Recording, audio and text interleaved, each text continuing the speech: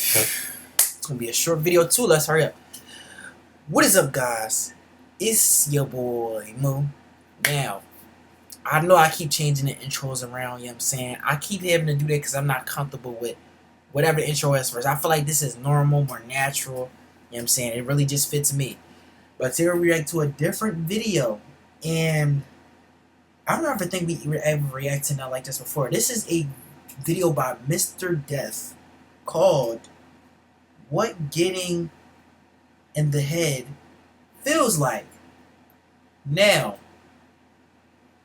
I'm not watching this because I'm curious or because of curiosity. Actually, maybe I am. I'm lying. You know what I'm saying? But I seen this on my Explore page, and I'm like, you know what? It wouldn't be a bad idea to actually see what this is about. So, no further ado, we finna get to the video. Yeah, let's hurry up, cause let's go. Picture this. You're a cop. Not a TV cop who solves murders. A regular cop. You've been on the force for 3 years. You spend most of your shift writing speeding tickets and telling teenagers to stop vaping in the Walmart parking lot.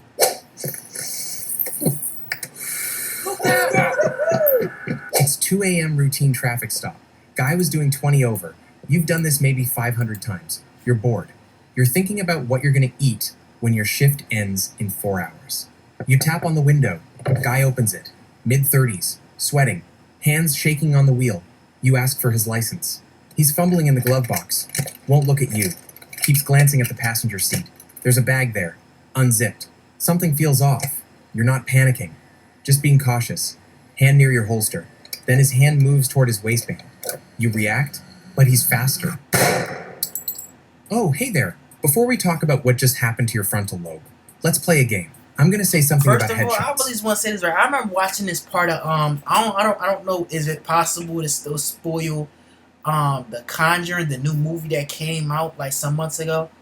But in that movie, right, I remember watching it, and the boy said what made him quit becoming a cop was because they went to go check out some type of disturbance that was on somebody's property one day, right? And they went to go check it out. And the cuz basically, I don't remember what the fuck he did, but the nigga opened the door, he had a shotgun, and he pressed it, but the gun didn't go off, like it jammed. But they said that day, if it wasn't for God, bro, he said he would have died. You know what I mean? And he said after that day right there, that's that, cause y'all gotta understand, Conjuring, they have a mix of love movies and what they plot sometimes, or they storylines. So he said after he did that, he married his girlfriend, or he went to go get engaged to her, cause he realized when he did that, or when that shit was about to happen, that could have been like his last moments, and he didn't want that to be something that, you know, he didn't get a chance to do. You know what I mean? So, you know, he realized that life can really end just like that, which is true. But that was the craziest plot of The Conjuring I've ever watched. It actually showed, what's it called? It actually showed what Ed and Lorraine's come up story was too. Yo, I ain't gonna lie, I dead ass like the actors they had for Ed and Lorraine in every single movie. The actors just stayed the same, bro. I like that. I ain't even gonna lie. I like who they had playing for them. I'm not even gonna hold you, but yeah, I just really want to say that. It's true or false. Ready? Round 1. When you get shot in the head, you fly backward like you got hit by a car. True or false? That's false. That's false. False. Bullets weigh less than a quarter. Physics doesn't work that way. Round 2. Headshot means instant death every time. True or false? False. It depends where you get hit. Hit the brainstem? Yes.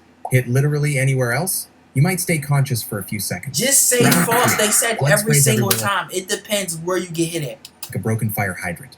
True or false? False. False. True. Your head's under serious blood pressure. Puncture it?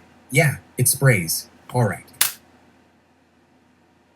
Nah, I'm thinking differently. Okay. Now let's talk about what actually happens when 115 grains of copper-jacketed lead meets your skull at 1,000 200 feet per second. We're dealing with a 9mm Parabellum, most common handgun round in the US. Weighs about 7.5 grams. Travels at 1,200 feet per second. That's 820 miles per hour. Faster than sound. Which means you don't hear the gunshot before the bullet hits you. The bullet arrives first. Sound catches up later. When it hits your skull, about 6.5 millimeters thick, the bone fractures in a spiderweb pattern. Chunks of your own skull become shrapnel, traveling with the bullet into your brain. Here's the key thing. When a bullet moves through tissue, it doesn't just make a bullet-sized hole. It creates a temporary cavity. The tissue stretches outward, sometimes 10 times the diameter of the bullet, then snaps back. Your brain is 73% water with the consistency of firm jello. That supersonic projectile rips through neurons, blood vessels, everything. And where it hits matters. Hit the brainstem, instant off switch. Breathing, heart rate, consciousness, all controlled here. Bullet goes through that, you're done immediately. This really makes me realize how much, how the fuck do I even explain it? This makes me really realize how fragile we are as human beings. That's why I don't believe anybody can be immortal. It's not possible. If anybody tells you that, that's a fucking lie. I'm not even gonna lie to you, bro. Anything human is definitely fragile. Every human, fragile. There's no such thing as I'm not sure. But yeah. In your case, traffic stop scenario, the bullet enters above your left eye, travels through your frontal lobe, exits the back of your skull, misses the brainstem by about 2 inches, which means you don't die instantly. You get the extended preview. Even areas the bullet didn't directly hit get scrambled by the pressure wave. Blood vessels. So that means if it don't touch the brainstem, basically they are good. So this is fucked up. So that means you're basically gonna kind of be like a zombie or a vegetable. It really depends, honestly. Rupture everywhere. Your brain starts swelling, but your skull's a fixed container, nowhere for the swelling to go. So your brain crushes itself. It's a cascade failure. Initial damage causes swelling, which causes more damage, which causes more swelling. And all of this happens faster than you can blink. Okay, let's walk through what happens, second by second, from gunshot to death. What's crazy about that too? Y'all ever hurt yourself so bad, I don't know if I'm gonna say here or just anywhere in your body, you can feel like a heartbeat, but your heart is literally right here. It's not right here. I feel like that's one of the things where you're going to start feeling like a strong-ass heartbeat in your head because of the blood. Millisecond 0. Bullet hits you above your left eye. You haven't reacted yet. You're still mid-draw, hand on your gun. Entry wound, 9mm. Clean. Exit wound, size of a golf ball. Takes chunks of skull and brain with it. 1 to 100 milliseconds. Your legs stop working. Motor cortex is offline. You collapse. Just you. So that means you basically going to just fall. I've seen videos of this. Don't ask me how, but on base 44. If you actually go on illegal cartel websites and all that, where they show you death and all that other type of stuff, you'll see what I'm talking about. But basically, when you get shot in the head, your body basically just locks. It locks, bro. So you just stop being able to stand. You hit the ground. Blood's pouring out of both holes in your head. Your heart's still beating, pumping blood out at 70 beats per minute, 1 to 5 seconds. Here's where it gets disturbing. You're still conscious, sort of. Your eyes are open but not seeing. Vision's fragmented, colors bleeding together, shapes that don't make sense. Sounds are muffled, distorted. You're trying to move, trying to reach for your radio, but your arms don't respond. The connection between intention and action is severed. Your breathing's irregular, gasping, pausing, gasping again. This is agonal respiration. Your brainstem's death throes. It's not real breathing. The driver runs, gets in his car, drives away. You're alone on the highway, patrol car lights still flashing. 5 to 15 seconds. Your brain activity is crashing. Neurons are dying in waves, thousands per second. Your limbs are twitching, not because you're trying to move. Motor neurons are firing randomly as they die. Your body's having a tantrum. You've lost about a liter of blood. It's pooling under your head, spreading across the asphalt. 15 to 25 seconds. I'm gonna keep it a beam. Inshallah, I've never experienced nothing like that. That sounds painful. I'm thinking when you get shot in your head, it's just game over. But it's people that Now that you know that this is what people go through that happens to, like they are still alive. You know what I'm saying? And I live in a place where like shit like this is actually fucking possible. Like at like a 90% chance. Like that's a high chance that you're gonna go out like that. You know what I'm saying? So I just really hope like it sure let nothing like this ever happen to me, gang. Or like anybody close to me, because this is crazy. I can't imagine that. Like, do y'all know how much pain you gotta be in, bro? I'm thinking when you get shot, like it's just game over. Like if it hit something like right here, but a lot of people stay alive from that shit too. Like it fucks them up real bad. Like, nah, man, what the fuck? Your heart's struggling. Fuck just happened, bitch.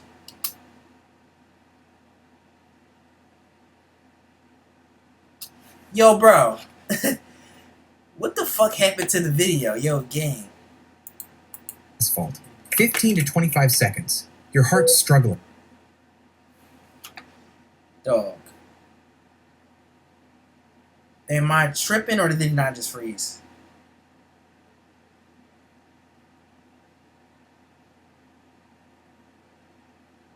This is horrifying.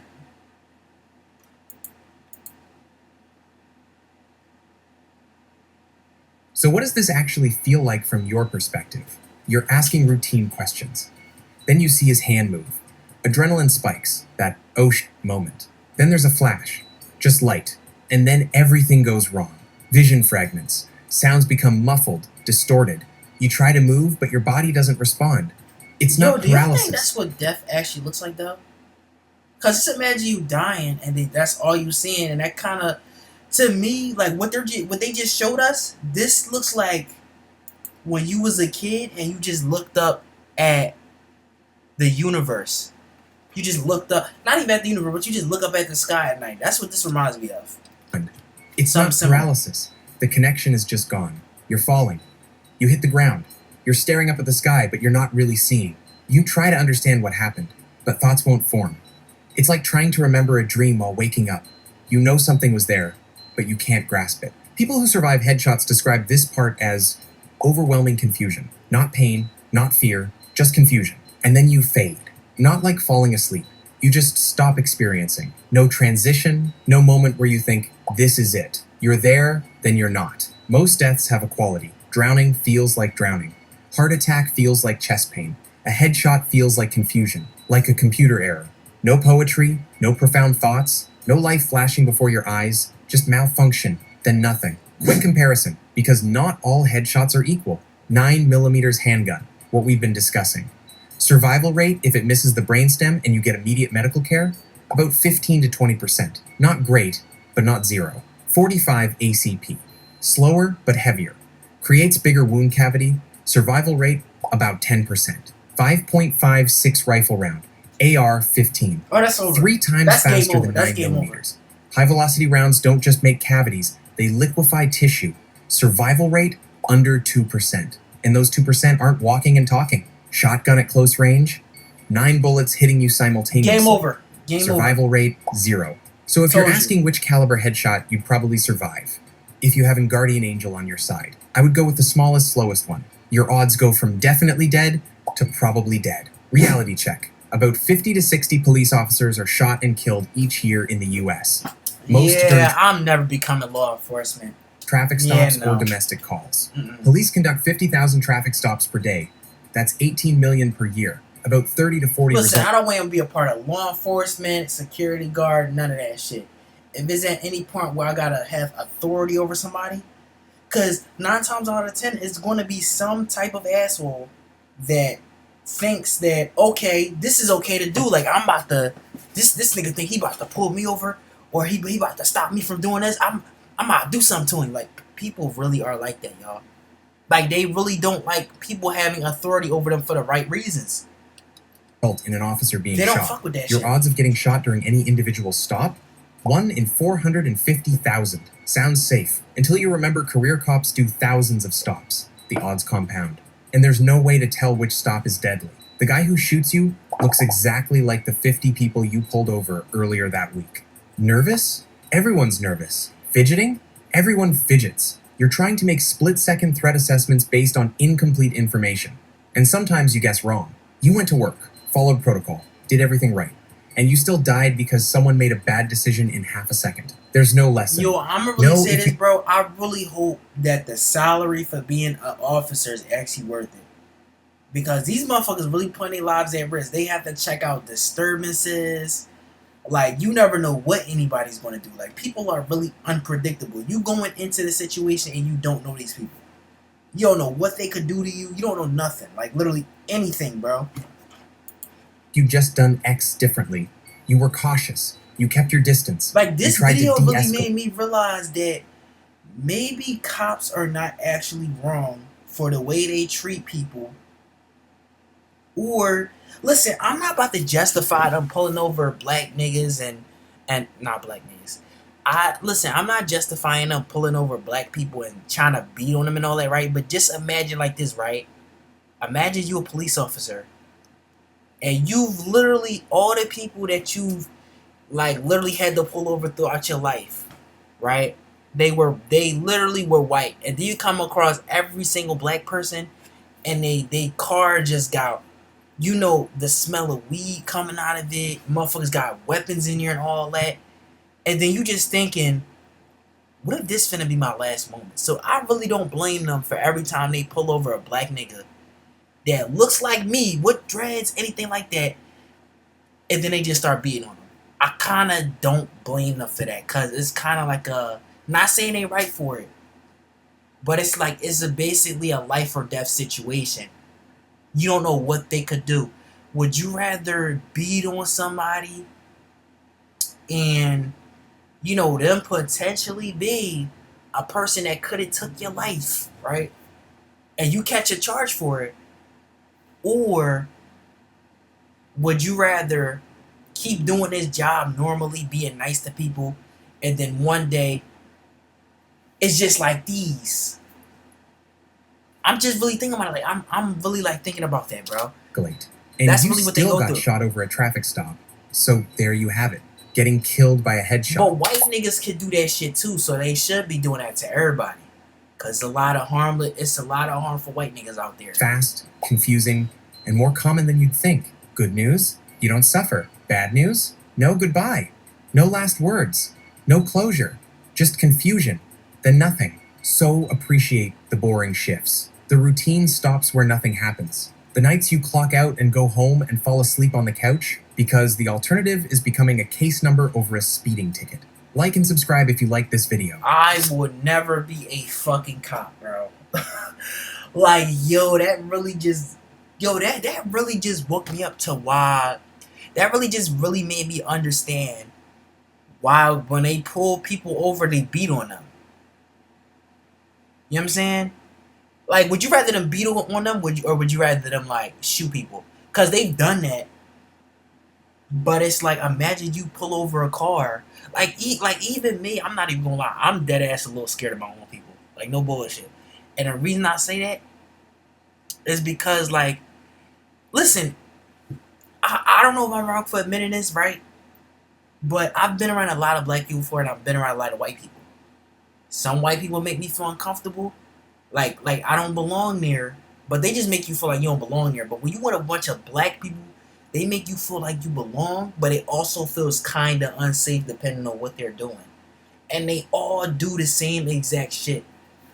So, I don't know. I want to say I blame the cops for that. Honestly. It's bad, right? It's bad, right? But if you feel that type of fear, or if you just a bitch ass nigga and you know what I'm saying, like, you not fit for the job, because you know the ones that will really yell at you and then be tugging on their gun at the side too, like them type of niggas. Them the type of niggas that don't need cop jobs, bro. Cause that just shows that you have some type of weakness, bro.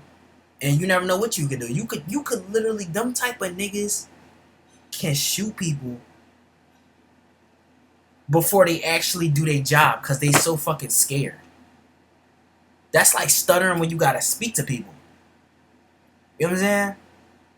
So, or like not knowing how to interact, your mind is just running. You know what I'm saying? So imagine they just, cause that's their only protection. They was waiting to do this shit anyway. A lot of people minds is on autopilot anyway. So it's like you just never know. Or I ain't gonna lie, y'all. That's the end of the video. I feel like I was just talking about a bunch of bullshit at the end. I'm not even gonna lie to you. This might be cut out. But I ain't gonna lie. We out. We bipping. I hope y'all enjoyed. I don't know if I fucking did. We out. We bipping. I'll catch y'all next time.